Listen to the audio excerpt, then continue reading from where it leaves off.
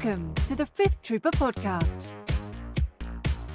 Hello and welcome back to the Fifth Trooper Podcast. My name is Jay Shalansky, and joining me today is Vicky Swers. Is that correct, Vicky? That's correct, yeah. Okay. And she is the designer of Adventures in Neverland, which was just recently completely kickstarted, right? You guys were completely successful with that. Yes, we reached over €500,000. So that's crazy. Yeah, it was quite overwhelming. And now I know you're in the Netherlands, right? Right. Is that where the company is from as well, the publisher? Yes, Black Box Adventures is a publisher in the Netherlands, but I'm a Belgian designer. And I met them at a convention, and we started talking, and we decided we wanted to work together. But I recently moved to the Netherlands. Yes. Oh, that's awesome. So, did you? I think I read this somewhere, and so you had a passion for the Peter Pan story, correct? Going into this, correct. Yeah, it's one of my all-time favorite stories. I loved, or I still love the adaptations, but I think I was a teenager when I first read the original novel. And since I read that one, I was completely sold. And that was my equivalent of Harry Potter or something like that. So yeah, I really love the story. And I wanted a game to explore that world. It started as simple as that. I wanted something to explore that world myself. So what do you think attracted you the most to that world? When you first read or saw one of the, probably the Disney movie or something, like what really drew you in? What, like, your earliest memories? I think that there is a sense of wonder that children have. And I think it's remarkable to look at the world in that way.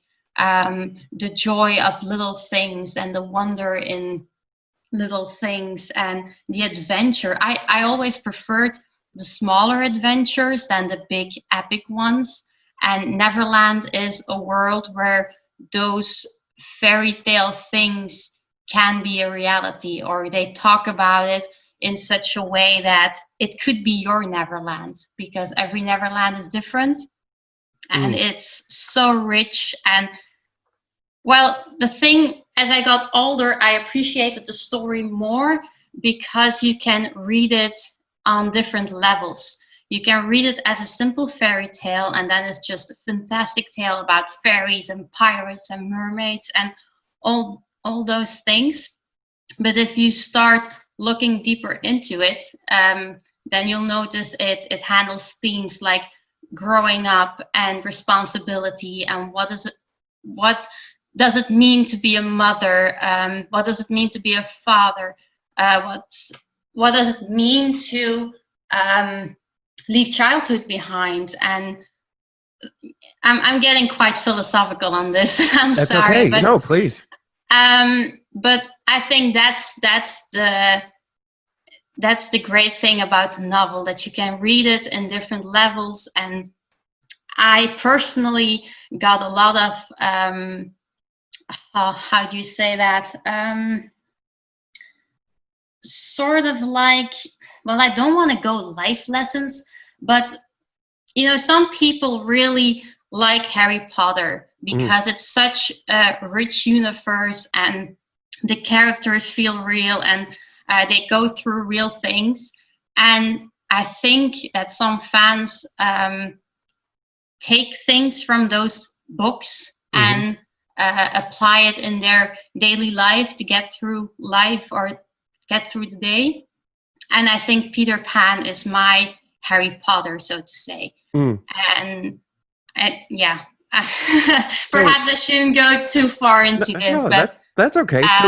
So now, do you find like in some of the expanded stuff, like for instance, like one of my favorite revisits to that world was Hook with Robin Williams, the Yeah. movie. And I think because I was probably young when that came out, so as a kid that was always like, oh my, like they kind of brought back that magic a little bit. And Yes. when I heard you talking, I kind of was thinking about that movie and how some of those themes carry over, right? Because spoiler alert for anyone who hasn't seen a movie that's 30 years 40 years old at this point, but Peter Pan is grown up, and he's going back to Neverland to kind of relive the imagination. And Hmm. it's interesting because I think you're right, because I think many of us growing up, as a young man, I saw it as more of like an adventure with pirates, and and and just that I think I've always had this attraction towards pirates and that sort of theme, and so that's what brought me more into the world. But as an adult, yeah, you definitely start to pick up on those deeper meanings and threads that the story has. Yeah, exactly. So that's the thing I love about it too. You can appreciate it as a child, or you can love it as a child because of the adventure. And as you grow older, you can still have that same adventure, but you also start to read into things. And that's something I find quite wonderful about the story. And I agree. I love Hook. In the original, Peter Pan never grows up, so it was a creative liberty to tell the story about a grown-up Peter. And I think they could not have done a better casting than Robin Williams as an adult Peter Pan. Yeah. I think no one else could have portrayed that character the way he did. Yeah, and I mean, it's interesting because when I was looking at the Kickstarter for the game, it's very apparent that the idea for the game is story driven. And Mm-hmm. so I think before I heard you talk about how much you love the story, I really felt like that was the right decision as far as with this theme of Peter Pan and Neverland. So when you were thinking about the game and thinking about making these stories that you love as a game, how much of that played into the development for you? Well, I'm going to be very honest with you. When I first had the idea for this game, I had a little experience with board games. I was playing role-playing games at the time, but I wasn't playing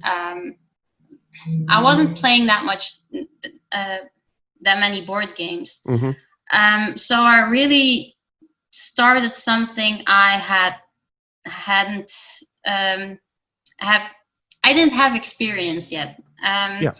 So it just was a wild idea, and I thought, I'm just gonna try it. And like many first-time designers, I think the first playtesters were my friends.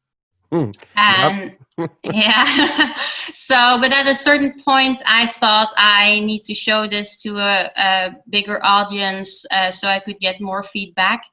And people gave me all kinds of feedback, and I learned a lot in those years. And I was very lucky that people wanted to sit at my table at conventions to try a prototype designed by someone who never designed a game before. So I'm very, very grateful for that.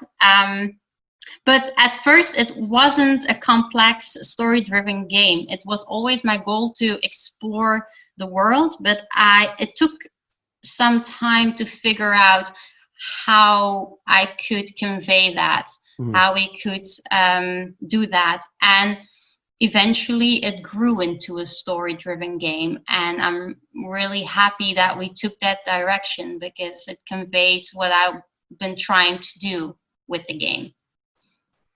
Yeah, and I mean, it does have a very it's funny because you said you played RPGs, role-playing games, and it's funny because that's kind of what the game has in it as well. There's this character advancement that's almost a role-playing style of advancing the players, but then you also have your deck of cards that tell the stories for the characters. Mm-hmm. Yeah, it's more a cross between a board game and a role-playing game. I mean, in a role-playing game, everything is pretty. Sorry for my English. No, that's okay. Pretty much everything is possible if you can think of it and the DM allows it. Then everything is possible. In a board game, that's a bit more difficult to accomplish. So it was quite a challenge to find that balance. What makes a story-driven game a game, and what makes that game convey a good story. So yeah, that was quite a challenge.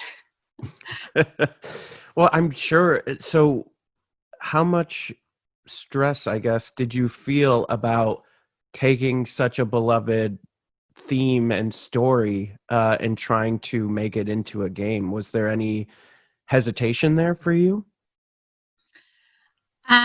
Not for me personally, because like I said, I always loved the story. I still do. What I didn't think of from the get-go is that everyone has their own idea about the story due to the many adaptations or their own fantasy that they added to it. And it is a well-known story. Those are well-known characters. And at first I just did my own thing. And the moment we launched on Kickstarter, I noticed that a lot of people had their own ideas and their own they saw the characters in a certain kind of way. Yeah. And I thought that was wonderful because I hadn't realized that. And I think it's wonderful that everybody can add their own little thing to it. And we encourage it too, because we are going to upload a writer's guide. So people can write their own adventures to play with the game. So, yeah, that's really neat. Yeah, I could see too, because the art style for the game is very dynamic and very unique as well, and it's very much like the old art style, right? That may have originally played well with the first writing of the book, and so I can see where people would have their own kind of interpretation of this world that may be slightly outside of what you have, but still it still feels like it's part of it, though. Like, it may not, for me in particular, it's a little different than how I would have imagined the world, but I don't think it's out of the realm of possibilities, which I think is really well done. Thank you. Well, there were a few things that we took into consideration when designing the world and the art style. First of all, we have to stick to the original novel. We can't go outside that because the novel is public domain and everything else is not. So we had to stick to the novel. And quite frankly, I wanted to stick to the novel. I wanted to pay a homage to how it was originally written. And when I talked to Frederick about it, he agreed. And we talked about illustrators that worked on the books back in the day. And he said that was the same style he wanted to develop as an artist. So that was a perfect match. And we explored that, and he explored the world. And he has a lot of knowledge about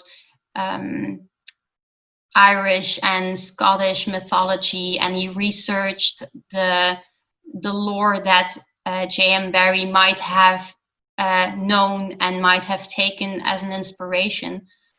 And the world that he sketched, we tried to flesh out a bit. So it's not really, it's for sure not a Disney kind of world. Yeah. But it's also not a gruesome world either. It's somewhere in between, because sometimes you have these fairy tales adaptations and they throw in zombies or I don't know what, but then they turn it into pretty gruesome fairy tales. And I think we wanted to go back to how it was supposed to be read, how it was supposed to be interpreted. Well, in our humble opinion, because we might never know for sure, but it lies somewhere between a child's world and well, those more original fairy tales.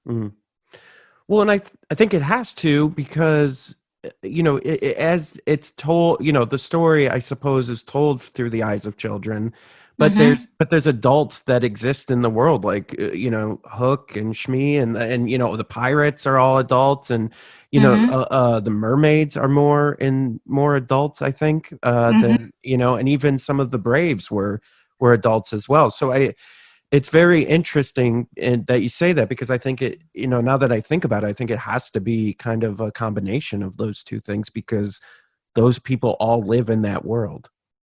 Yeah, exactly. And that's what we try to accomplish when we were designing that world, and how would it look, and how would people behave in it, and how do they see their world, and how would they dress, and why would they dress like that, and things like that. And like, I'm going to say it again, I said it in so many interviews, but I'm really happy with the work that Frederick does, because I think he does a magnificent job bringing those characters and that world to life. Yeah, I mean, just based on everything that I've seen, I would agree with that 100%.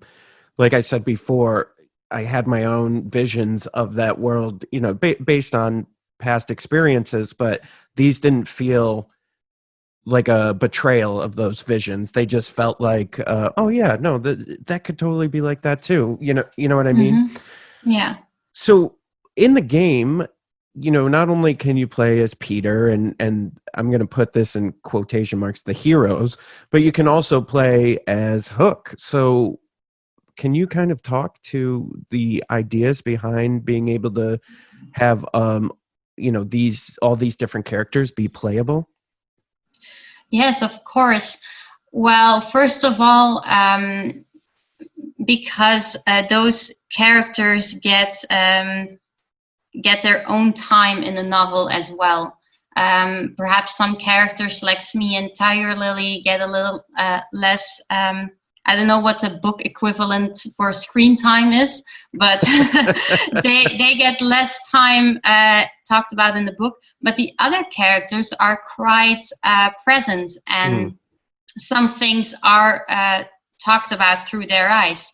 And so I immediately thought that, well, Hook is perhaps the villain of the story, but he is a very rich character as well. And I thought it would be very interesting to have a game that would not work against him, like a cooperative game, as in we're all the heroes and we're going against Hook, but where he can have his own story and his own goals and means, and that you can explore what it's like to be a pirate.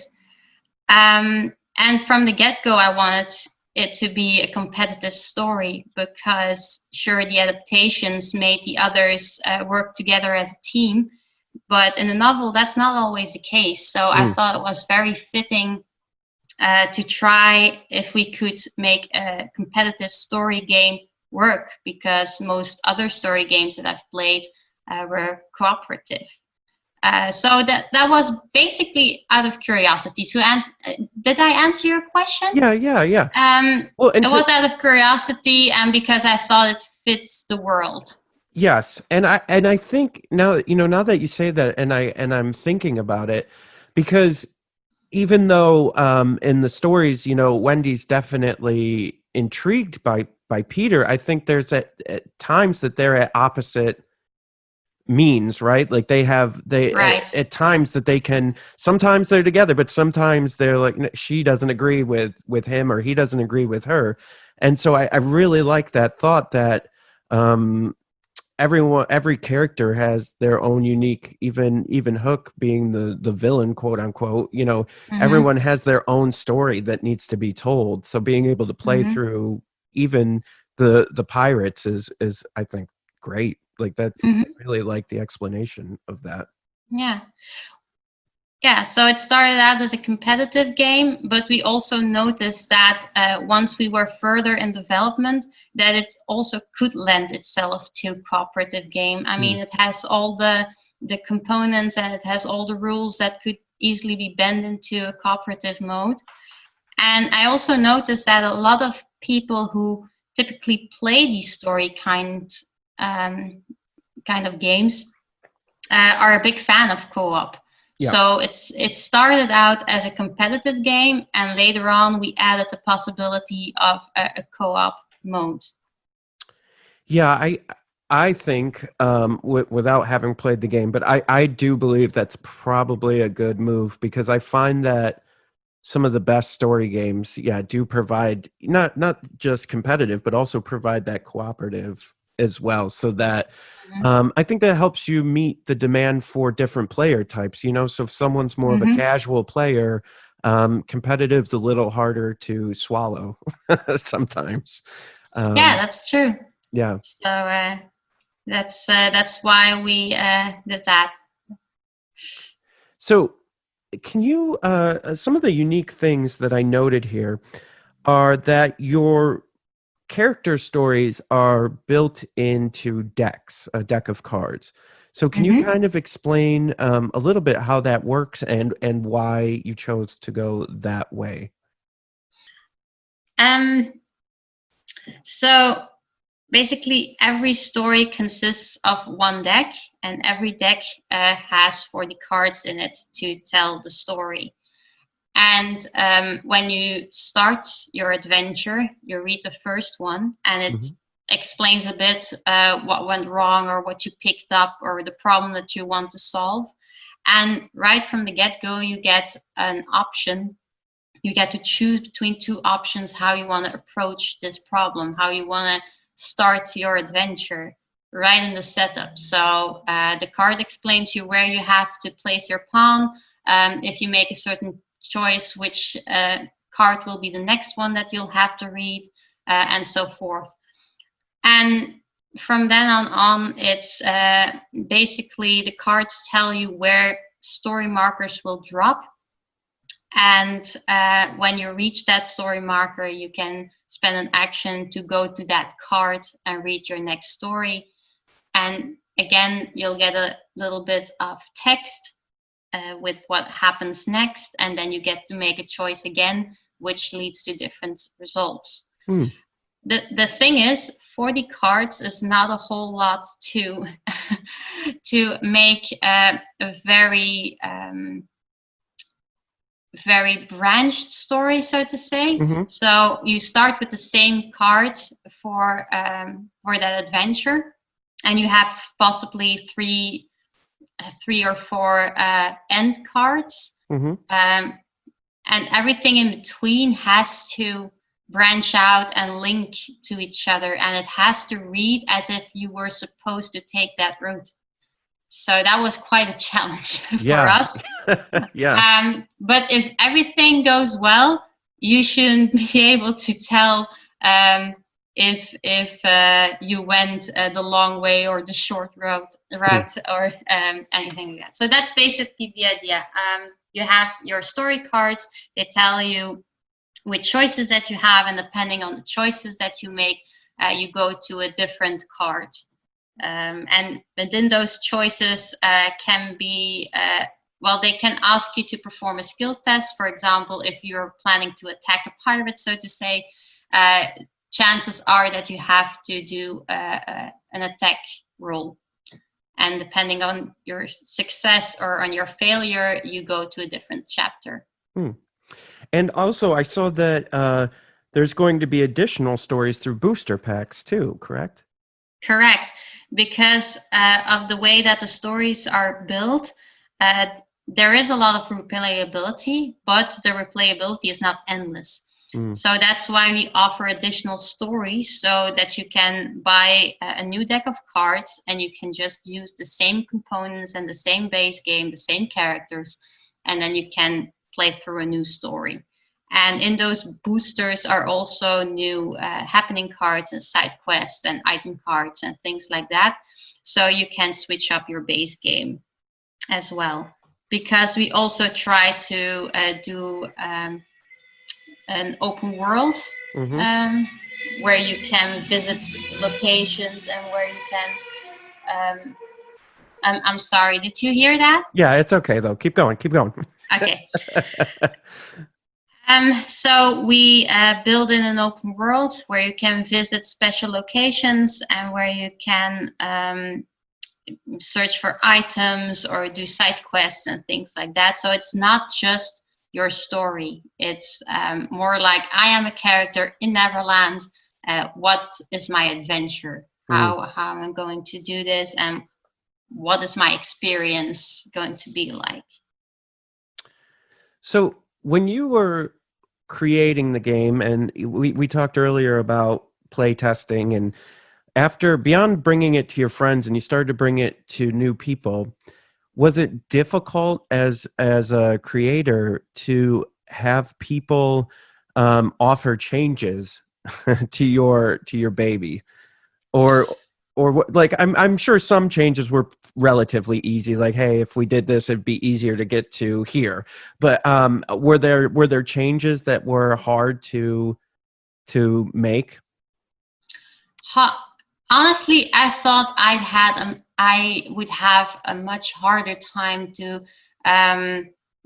listen to that feedback. I Yeah. thought, like you said, it is my baby, so to speak, and I thought that it would be difficult to hear those things. But the truth is, I am glad for the things that playtesters said and the things that they noticed, because every change that I made was for the better. And when I came to a point that I couldn't fix the issues by making minor updates or minor changes, I thought to myself, okay, what is the worst that could happen? If I make a drastic choice here and I completely change the layout of the game and the design of the game, what is the worst thing that can happen? That it doesn't work. Okay, and what do I do when it doesn't work? I just go back to the previous version. Right. So I let it go, and I completely changed it just to try it out, and it works beautifully. And that's when I thought, like, okay, bring it. break my game, tell me what you want about it, and hey, I can only learn from that. And in the end, the game has to be the best version of itself that it can possibly be. It's not about me or my baby, so to speak. The game has to stand on its own. So no, I did not find that difficult to incorporate feedback from playtesters. So also, I think there's this saying, I forgot who said it. It was an artist, but that basically they never finished paintings. They just ended up abandoning them because there's always something you could find that you want to edit or change. And I feel like does the booster packs, is that giving you that opportunity to make updates or to tell more stories that maybe you wanted to tell that you couldn't originally tell? No, not really. It's not because,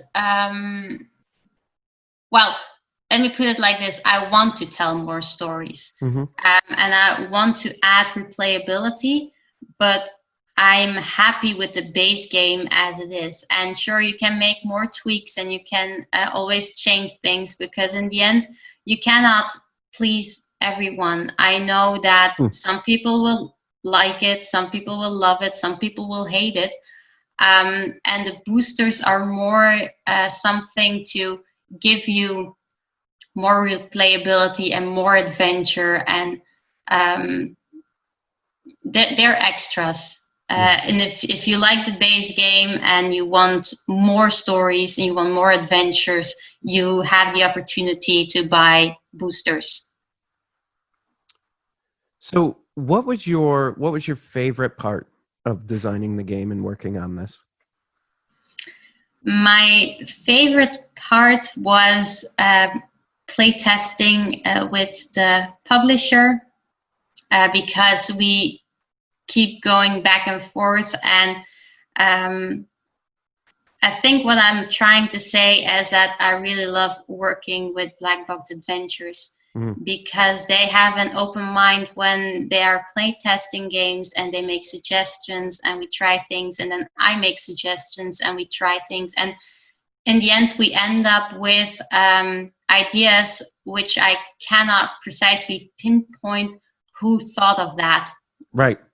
Because we added stuff and we changed stuff, and it became a project of the three of us, well, the four of us, because Frederick had some ideas about the world, and we took inspiration from that as well. So I really liked the collaboration. And the conventions. I love doing the conventions. I love visiting. Oh, I'm sorry, it's been a long day. It's okay. I love meeting new people, and I love going to different countries. And again, I'm a first-time designer, and it was so great to see the world from a different perspective. Yeah, for sure. So, all right. So here's this. What was the toughest part about developing the game? The deadlines. Yeah, that'll do it. we had and we still have some pretty steep deadlines, and I still have a full-time job as well. So yeah, and a relationship, and friends who want to see me once in a while. So the deadlines are the worst part. Yeah, I mean that's the interesting part in this industry, right? Is that content creators like ourselves, like podcasts, first-time board game developers or designers like yourself, like when you first get into it, you're still working like a regular job. I think before getting in and like really understanding the industry, I think a lot of us fantasize and romanticize it and be like, well, if I develop a game, I'll be in, and that's all I'll be doing for the rest of my life. And it doesn't really work. It's not like a switch, right? It doesn't just turn on, turn off. It's very transitional. Exactly. So yeah, it takes a lot of time and a lot of work, and I still love it, and I still would do it all over again. But sometimes it can get pretty intense, and yeah, you have to get through that, and then we can all enjoy it. And I'm still enjoying it. Just I want to point that out. It's still a dream come true. But yeah, it's hard work. Yeah, for sure. And I think probably what adds to that too is you did all this hard work, the Kickstarter successful, but now, the delivery is in March 2021, right? So right. For all of these people who are excited about the game, who backed it, and I'm one of them, and it's just like, okay, well, now I got to wait till March. And so, yeah, it's interesting. It's an interesting dynamic how Kickstarter specifically works with games. Yeah, it is. And it was quite the experience because it was, again, the first time that I did a Kickstarter from the other end, so to say. And it was really interesting how the community grew and the feedback that we got. And sometimes backers would have ideas and they would pitch them to us. And so it's not just the stress of a Kickstarter, like everything has to run smoothly and you have to get your updates in time and whatnot, but also the community adds to that experience. So again, it's hard work, and there were times that I slept really badly, but at times I felt like wow, I am so grateful that I can experience this. It's I don't know what I can compare it to. It was really overwhelming at times, the support and the love, and you could actually feel the community growing. And I knew that was Kickstarter. That is what Kickstarter is supposed to be about, but to experience it from the other side, that was quite quite exceptional. Yeah. Yeah, I bet. And I'm sure it felt great when you had the first like semi-real prototype in your hand as well, to see your creation in the flesh. I'm sure it was really nice. Yes, and especially with the graphic design coming together and the illustrations being finished and the miniatures. Oh, I love the miniatures. And I a lot of prototypes that I made myself were just plain paper, and I cut the cards and I drew something on it, like this is a symbol and you have a +1 on that, and so it's all very low budget kind of thing. I recently discovered some older prototypes, and I thought to myself, oh my gosh, did I visit conventions with these? But yeah, I did. Yeah, of course, right? But it feels really great when you see the professionals handle the graphic design and the prototypes and whatnot, and you have those that prototype in your hands. Then it gets real, and then I got to see what I've been working for, and that was really amazing. Yeah. So what's the future hold for you? What are you thinking about the next game, or are you just focused on getting this game out in March? Right now, I'm focused on getting this game out in March, because we still have a lot of work to do. Yeah. So right now, I'll just be glad if everything goes smoothly and we get it delivered in time and whatnot. That's my first concern right now. Yes. Yeah, I'm sure. It's yeah. true. Yeah. It's a lot of work, so I really want to get that done. After that, I'm going to take a little break. I'm going to pick up my social life again, and I'm going to take a little break. Yeah, maybe go on a little vacation. Yes, I would love to have a vacation. And after that, yeah, I must say I'm intrigued. Now that I've explored the world of board games and board game development, I can feel that the passion has grown, and I do feel like doing more of this. So I do have some ideas in the back of my mind. Mm-hmm.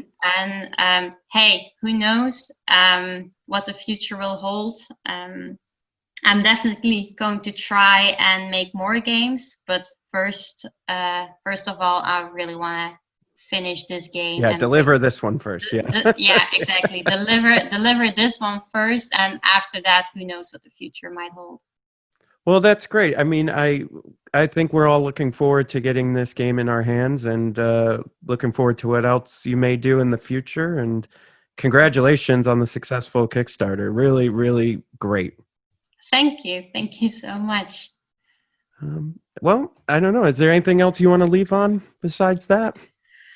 I just want to thank all the backers who support this game and who were so patient with us, and for all the feedback that we got, that I got, and for the trust that they put in us and the trust that they put in me, because again, I'm a first-time designer, so I never thought that people would take interest in my game. So a big thank you to everyone who supports the game. Thank you. Well, thank you so much for joining us. Well, thanks for having me. Join us next week for another edition of the Fifth Trooper podcast. This has been a Fifth Trooper production.